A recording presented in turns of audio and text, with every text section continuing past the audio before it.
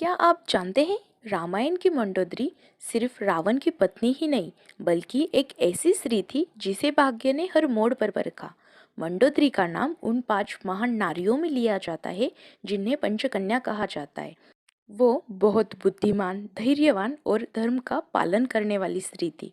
लेकिन उसकी कहानी यहीं से शुरू नहीं होती। कहा जाता है कि अपने पिछले जन्म में वो मधुरा नाम की एक अप्सरा थी। एक दिन कैलाश पर्वत पर भगवान शिव के दर्शन करने पहुंची। वहां उसने महादेव को गहरे ध्यान में देखा और उनके तेज से मोहित हो गई।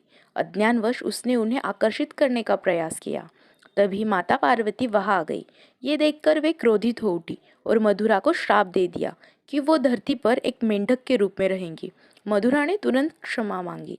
तब भगवान शिव ने उस श्राप को कम कर दिया और कहा कि 12 वर्षों के बाद उसे एक सुंदर कन्या के रूप में नया जीवन मिलेगा। समय बीता और श्राप समाप्त होने पर वो एक कन्या के रूप में प्रकट हुई। उसी समय मायासुर और उसकी पत्नी हेमा संतान प्राप्ति के लिए तप कर रहे थे। उन्हें जब उस कुएं से एक बच्ची के रोने की आवाज़ सुनाई दी तो उन्होंने उसे भगवान का आशीर्वाद मानकर अपनाया और वही कन्या आगे चलकर मंडोदरी कहलाई। बड़ी होकर मंडोदरी का विवाह लंका के राजा रावण से हुआ। वो लंका की महारानी बनी। लेकिन उसका जीवन आसान नहीं था। मंडोदरी और रावण के 2 पुत्र थे, मेघनाथ और अक्षय कुमार। रावण के गलत निर्णयों को उसने कई बार रोका, उसे समझाया, लेकिन रावण ने कभी उसकी बात नहीं मानी।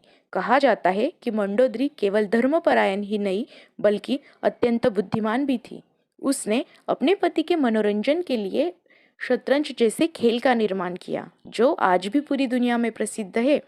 फिर भी मंडोदरी ने अपने धर्म और मर्यादा को कभी नहीं छोड़ा और यही कारण है कि आज भी उसका नाम आदर के साथ लिया जाता है।